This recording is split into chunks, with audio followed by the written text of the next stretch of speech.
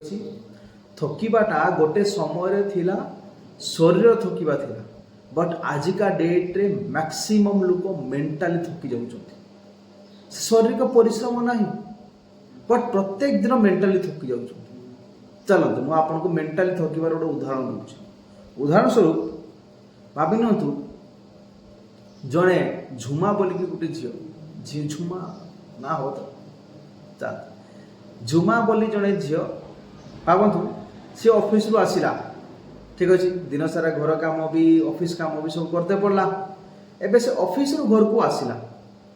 ଘରୁ ଆସିଲା ପରେ ସେ ନିଜକୁ କ'ଣ କହୁଛି, ମୁଁ ବହୁତ ଥକି ଯାଇଛି, ମୁଁ ବହୁତ ଟାୟାର୍ଡ ଫିଲ୍ କରୁଛି, ମୋତେ ଭଲ ଲାଗୁନାହିଁ, ଠିକ୍ ଅଛି, ମୁଁ ହାତ ଉଠେଇବା ପାଇଁ ବି ବଳ ନାହିଁ। ସେ ଥକି ଯାଇନାହିଁ, ହଁ ଥକି ଯାଇଛି। ଘର କାମ କରିଛି, ଆଉ ବାହାର କାମ କରିଛି, ଅଫିସ କାମ କରିଛି, ତ ଏତେ ସବୁ କାମ କଲା ପରେ ଦିନ ସେ ଥକି ଯାଇଛି, ଚିଡ଼ଚିଡ଼ ହେଉଛି, ରାଗ ହେଉଛି, କହୁଛି ମୋ ବଳ ବି ନାହିଁ, ମୁଁ ଉଠିବା ପାଇଁ ବଳ ନାହିଁ। ତାପରେ ସେ କ'ଣ କଲା, ସେ ଗୋଟେ ଲଟେରୀ ଟିକେଟ୍ କିଣିଥିଲା, ବୁଝିପାରିଲେ। ଟିଭି ସାମ୍ନାରେ ବସିକି, ଠିକ୍ ଅଛି, ସେ ଲଟେରୀ ଚ୍ୟାନେଲ୍ ଲଗେଇକି, ଯେଉଁଥିରେ ଲଟେରୀ ବାଜିନା ବାଜିନା ଦେଖାଯାଏ, ଠିକ୍ ଅଛି,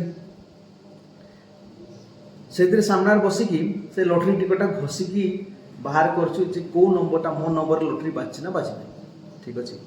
ଆଉ ହଠାତ୍ କିନା ଦେଖିଲା ତାର 1 କୋଟି ଟଙ୍କା ଲଟେରୀ ବାଜିଛି। ଝୁମା ବୋଲି ଯିଏ ଝିଅ, ତାର ବସିକି ଯିଏ ଟିଭି ଦେଖୁଥିଲା ସାମ୍ନାରେ, ଲଟେରୀର ଟିଭି, ଠିକ୍ ଅଛି, ଲଟେରୀ ନମ୍ବର ମିଶାଉଥିଲା ସେଥିରେ, ତା ଲଟେରୀ ଟିକେଟ୍ ଯାହା କିଣିଥିଲା, ଆଉ ହଠାତ୍ କିନା ଦେଖିଲା ଯେ ତା ନମ୍ବର ଲଟେରୀ ବାଜିଥିବା ନମ୍ବର ସହିତ ସମାନ ଅଛି, ଆଉ ସେ 1 କୋଟି ଟଙ୍କା ଜିତିଛି। ମୋତେ କୁହନ୍ତୁ ଏବେ ଝୁମା, ତା ରିଆକ୍ସନ୍ କ'ଣ ହେବ? ମୁଁ ମନେ ପକାଇ ଦେଉଛି, ସେ କିଛି ସମୟ ଆଗରୁ ବହୁତ ଥକିଥିଲା, ହାତ ବି ଟେକି ପାରୁନଥିଲା, ଦିନ ସାରା କାମ କରିଛି, ଆଉ ନିଜକୁ ବାରମ୍ବାର କହୁଥିଲା ମୁଁ ବହୁତ ଥକିଛି, ବହୁତ ଥକିଯାଇଛି। ତେବେ 1 କୋଟି ଟଙ୍କା ଲଟେରୀ ବାଜିଲା, ତ ସିଏ କେମିତିକା ରିଆକ୍ସନ୍ କରିବ, କେମିତି ରିଆକ୍ଟ କରିବ କୁହନ୍ତୁ? କେମିତିକା? ଖୁସି? ଆମେ ସମସ୍ତେ ଜାଣିଛେ ଖୁସି ରିଆକ୍ଟ କରିବ, ଡେଇଁ ପଡ଼ିବ, ନୁହେଁ କି, ଚିଲ୍ଲେଇ ଚିଲ୍ଲେଇ କହିବା ମୋର 1 କୋଟି ଟଙ୍କା ଲଟେରୀ ଲାଗିଛି।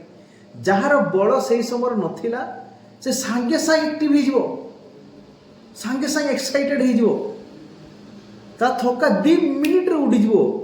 ତାକୁ ଫିଲ୍ ବି ହେବ ନାହିଁ ଯେ ଦିନ ସାରା ଭିତରେ ମୁଁ କେତେ କାମ କରିଛି, ମୁଁ କେତେ ମେହନତ କରିଛି, ମୁଁ ଥକିଥିଲି ବୋଲିକି ବି ତାକୁ ଫିଲ୍ ହେବନି। ହବ?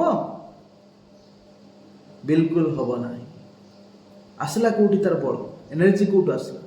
ତା ଭିତରେ ଥିଲା। ବଟ୍ ପ୍ରୋବ୍ଲେମ୍ କ'ଣ ହେଉଛି ନା, ଭିତରେ ସବୁ ଥିଲା, ବଟ୍ ପ୍ରୋବ୍ଲେମ୍ ଗୋଟେ ଜିନିଷ ହେଉଛି ଯେ ସେଟା ଜାଣିନଥିଲା, କିମ୍ବା ସେ ନିଜକୁ ମନ କହୁଥିଲା ମୁଁ ତ ଥକି ଯାଇଛି, ମୁଁ ତ ଟାୟାର୍ଡ ଅଛି, ମୁଁ ତ ବହୁତ କାମ କରିଛି ନା, ବୁଝିପାରିଲେ। ସେଥିପାଇଁ ଥକା ଆଜିକା ଡେଟ୍ରେ ଶାରୀରିକ ଯେତିକି ନାହିଁ, ମାନସିକତା ବେଶୀ ଅଛି, ବୁଝିପାରିଲେ।